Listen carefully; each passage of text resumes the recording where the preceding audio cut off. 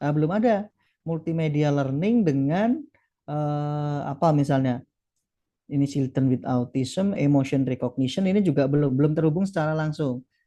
Nah, gitu kan? Atau working memory dengan multimedia learning ini juga belum terhubung ini, nggak ada garisnya nih yang working memory yang saya geser-geser ini dengan multimedia learning. Nah, ini menjadi gap. Bisa jadi wah ini bisa jadi sebuah ide penelitian ini. Saya ternyata mau meneliti tentang memori jangka pendek manusia misalnya dalam belajar bahasa Inggris atau dalam menghafal kosakata bahasa Inggris, tapi basisnya adalah multimedia learning. Nah, jadi ide menarik misalnya. Atau saya mau membuat eh, penelitian ya, ide penelitian tentang apa misalnya di sini ada kurikulum, ini kurikulum terhubung nggak ya? Kurikulum belum terhubung dengan cognitive load misalnya. Nah, atau instruction in multimedia atau computer assisted instruction ini juga belum ada kaitannya dengan e-learning ini. Nah, misalnya itu dari sini aja kita punya banyak ide penelitian yang bisa kita gunakan. Nah, nanti kalau dalam systematic mapping study, ini bisa dideskripsikan bahwa variabel-variabel penelitian yang sudah dilakukan oleh peneliti-peneliti sebelumnya terkait dengan multimedia learning dan cognitive load yang sudah ada ini yang belum terhubung terkait dengan ini. Ini bisa dijadikan sebuah deskripsi atau sebuah gap dalam sebuah riset begitu. Ini tadi kookuren. Kemudian ada thematic map juga. Banyak sekali sebenarnya di sini. Artinya dalam membuat artikel systematic mapping study mencari teori tidak harus semuanya digunakan. Semua tool maksudnya fungsi-fungsi tool yang ada di bibliosa ini harus digunakan. Nah, ini bisa dilihat juga di thematic map-nya yang saya gunakan. Wah, ini yang eh, tren banget ini adalah ini, yang eye tracking ini, eye tracking atau reading performance. Reading performance kan dalam bahasa Inggris itu pasti terkait banyak hal ya. Reading performance ini jadi tren yang ke depan, eye tracking sama reading performance ini yang berdasarkan 114 artikel 10 tahun terakhir tadi itu akan menjadi nah yang sudah dilakukan dan tren ini yang bagian ini di atas centrality-nya itu ada cognitive load theory, e-learning, theory of multimedia learning ini juga jadi tren-tren gitu kan. Kemudian human learning, ada learning system autism, emotion recognition. Kemudian yang penelitian tentang multimedia learning tapi bahasanya dalam tanda kutip sudah usang itu di kurikula sama visualization. Jadi kurikulum yang terkait dengan kurikulum di multimedia ini sudah bahasanya sudah basic term dia ikutnya sudah udahlah udah tinggalkan aja bahasanya sudah enggak jadi tren ke depan untuk penelitian. Yang kemungkinan akan jadi tren yang lain adalah di centrality garis ini ada di split attention effect. Split attention effect ini akan jadi tren ini. Nah, teori split attention effect pada multimedia learning tentunya gitu kan. Mungkin pada pembelajaran bahasa Inggris. Bagaimana sih split attention effect itu menyajikan pembelajaran dalam multimedia itu antara audio sama misalnya teks itu apakah harus bebarengan atau kapan bebarengan, kapan dipisahkan, di split gitu ya, dibedakan. Itu penting. Nah, seperti kalau saya nonton YouTube itu kan kadang ada film, nonton film ada running text. Nah, otak kita nggak bisa bekerja bersama-sama gitu kan, membaca sambil mendengarkan. Oh, ternyata running tag itu malah mengganggu. Apalagi buat teman-teman yang basisnya adalah bahasa Inggris. Kan sudah dengar aja, dari listening aja sudah paham kosakatanya tanpa running tag. Justru running tag mengganggu. Nah, berarti itu pembelajaran-pembelajaran bahasa Inggris semacam itu penting ini split attention effect. Nah, ini dalam konteks uh, systematic mappingnya nanti akan menjadi tren ke depan ini. Mau muncul ini selain eye tracking dan reading performance ini split attention effect akan jadi tren baru dalam penelitian multimedia begitu.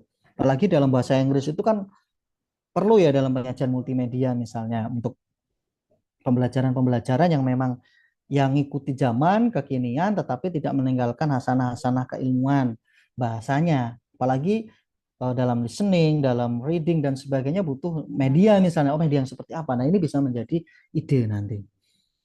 Ini thematic map. Kemudian ada thematic evolution.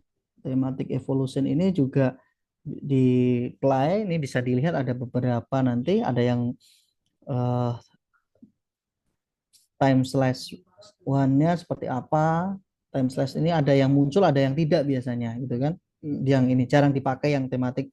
Nah, ini you have selected viewer period ini nggak usah dipakai aja misalnya ini. Kebetulan artikelnya tadi 100 14. Kemudian di sini ada factorial analysis, ada intelektual yang sering dipakai biasanya di ini co-citation network atau historiograph. Ini bisa diklik, bisa di play. Jadi kita lihat. Nah, ini adalah kolaborasi antar tadi penulis-penulisnya. Kalau tadi di mapnya itu adalah tema-temanya, sosiografnya ini. Jadi eh, rujukan utamanya siapa atau kalau multimedia? Ini bisa dilihat. Ternyata rujukan yang paling utama adalah Mayer. Ini Mayer kan? Nah, Mayer ini dirujuk oleh peneliti-peneliti lain.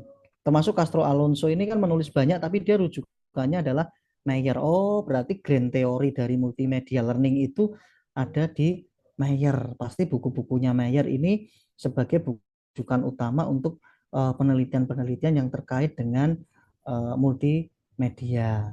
Nah, ini bisa bisa dilihat dari sini. Nah, kemudian ini ada co-citation network-nya.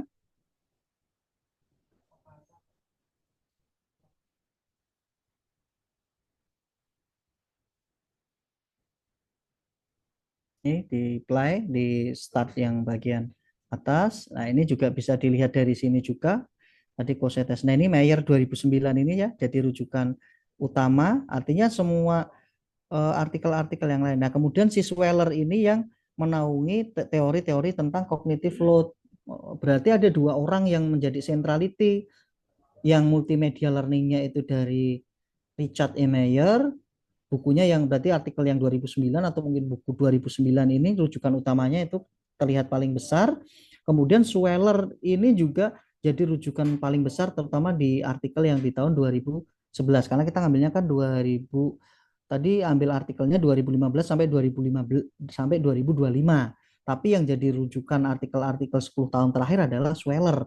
Yang jadi rujukan teori-teori multimedia adalah Mayer. Oh, berarti Mayer dan Sweller ini dua centrality dari penelitian-penelitian multimedia dalam cognitive load. Nah, nanti disesuaikan dengan tema teman-teman semuanya. Teman-teman mau tema tentang critical thinking atau creative thinking, atau misalnya productive thinking atau penelitian-penelitian yang lain yang relevan dengan variabel teman-teman begitu.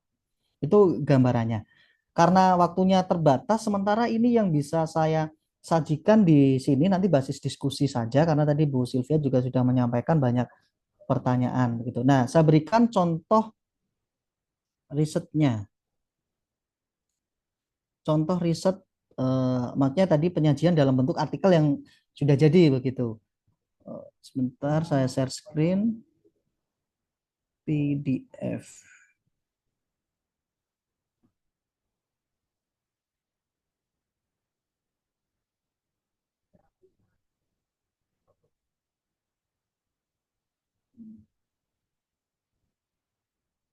Apakah sudah terlihat?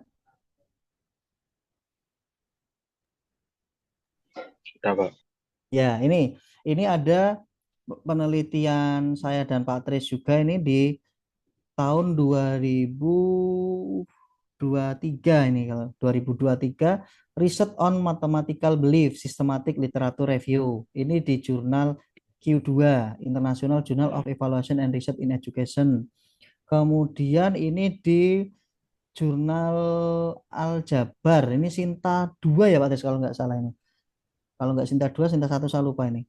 Ya, Eh, ya, mathematical belief, what topics appear and how has this changed over time. Ini juga isinya sebenarnya dari tadi bibliosiny dan bibliometriknya ini jadi ada cara nyarinya, ada berapa kata yang diperoleh, kemudian cara pemilihannya tadi, diekstraksinya. Nah, ini tampilan-tampilan misalnya yang data main data tadi ini main data ini ada kemudian number of article each years ini juga muncul. Kemudian ada average document citation each year. Jadi kita ngambilnya ya sesuai kebutuhan-kebutuhan. Nah, misalnya ini dokumen per tahunnya citasinya yang unik ini ya. Based on figure 4, it is known that the average document citation each year increase significantly from. Nah, misalnya ini di penjelasan seperti itu gitu kan. Dilihat. Kemudian ini tadi dokumen growth from countries with the most publication. Nah, ada ini perkembangannya ini yang paling berkembang tentang itu. Kemudian ada multiple college dan sebagainya. Nah ini tadi yang network of state collaboration. Network of state collaboration ini juga ada, tinggal diterjemahkan. Nah ini tadi yang track record of 20 most prolific author. Kemudian ini ada research collaboration network. Ada kan di sini diberikan penerjemahan, ada co-citation dan seterusnya. Nah, ini sudah publish begitu ya. Termasuk tadi di International Journal of Education and Evaluation ini juga hampir sama polanya, cuma ini penyajiannya data yang di bibliosa ini tadi dibuat dalam bentuk tabel gitu aja. Hanya variasi aja, tidak selamanya harus ngambil persis apa yang ada di bibliosa ini, dibuat variatif gitu. Nah, ini kan sama ambil dari sana tapi ada variasi-variasi. Nah, ini ditambah dengan NVivo ini kalau yang jurnal internasional ada analisis dari NVivo juga. Jadi bisa dipadukan antara NVivo sama bibliosa ini. Ini yang internasional ini nggak banyak ini visualisasinya, tapi bisa masuk di jurnal Q2. Kemudian ada lagi yang di nih bibliometric analysis of productive thinking using biblioscience software. Nah, ini juga tadi ini biblioscience seperti yang saya sampaikan, penggunaan biblioscience-nya main information, kemudian growth of document citation over time, author productivity based logical law, tadi ada logical law, kemudian ada affiliate production over time, ada muncul. Nah, tentunya ini kan teman-teman punya tema masing-masing. Jadi dengan struktur artikel yang sama, teman-teman bisa membuat artikel yang berbeda karena tema saya, tema teman-teman satu kelas itu bisa berbeda-beda. Sumbernya juga nanti kan beda karena kata kunci yang di-search-kan di Scopus juga berbeda. Artinya bisa menjadi satu buah artikel. Nah, kalau artikelnya masuk Sinta 2 mungkin di Indonesia kan juga sama ya. Kalau di kampus kami itu jika Sinta 2 atau Sinta 1 sudah tanpa skripsi, tanpa sidang, tanpa ujian skripsi maksudnya, bisa diganti karya tulis ilmiah yang dibuktikan dengan terbit di jurnal minimal Sinta 2, Sinta 1 atau bahkan Scopus. Nah, ini di Unisa juga seperti itu ya Bu Silvi atau berbeda aturannya? Betul, betul, Sama sama. ya Bu. Nah, ini kan Oke. sebelum kita ngambil data penelitian secara empiris, kita bisa sebenarnya sudah punya senjatanya Scopus tadi kan, punya senjata biblioscience ini bisa dijadikan literatur review, systematic mapping study dan sebagainya gitu kan. Begitu. Ini contoh-contoh saja. Nanti bisa bisa diberikan Mbak Tes yang contoh artikel, bisa teman-teman mengkonstruksi, nanti mengeksplor sendiri, bisa membuat sebuah minimal artikel tentang tema masing-masing dari teman-teman semuanya. Sementara itu dulu Bu Silvi, masih ada waktu, nanti bisa dilanjutkan dengan diskusi. Betul. Terima kasih Pak Yanuar. Jadi saya sampaikan sekali lagi bahwa sesi kita itu adalah tanggal 19 Mei dan tanggal 26. Jadi ini masih sebagian dari yang akan kita cover pada pertemuan yang kedua. Jadi dari saya sampaikan ke Pak Sutrisno karena maaf suara saya agak bermasalah. Saya sudah merangkum pertanyaan-pertanyaan dari mahasiswa yang sudah saya share ke Pak Sutrisno tadi, yang lebih banyak itu terkait mereka itu bingung bagaimana menentukan research gap. Jadi mungkin Bapak bisa menjelaskan mungkin dengan bahasa yang lebih sederhana tentang menemukan research gap dan dari sumber literatur yang segitu banyak. Dari situ dulu mungkin Pak. Setelah itu ada sekitar 12 pertanyaan untuk sesi 2 yang mungkin bisa dijawab satu persatu. Terima kasih.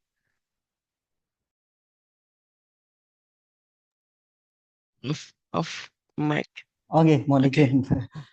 Eh, Baik teman-teman, jadi itu pertanyaan yang memang apa ya, bukan momok ya, tetapi memang menjadi pertanyaan ya dari level teman-teman mahasiswa S1 bahkan sampai ke penelitian dosen, mahasiswa S3 seperti kami juga itu jadi pertanyaan. Biasanya pertanyaan satu, bagaimana menentukan research gap? Atau pertanyaan lain biasanya bagaimana menentukan kebaruan penelitian novelty gitu. Saya mulai dari research gap ya. Jadi research gap. Jadi dari teori dasarnya dalam menentukan sebuah biasanya latar belakang masalah dari suatu penelitian itu kan adanya perbedaan antara desain dengan desolen gitu ya, atau perbedaan antara harapan dan kenyataan.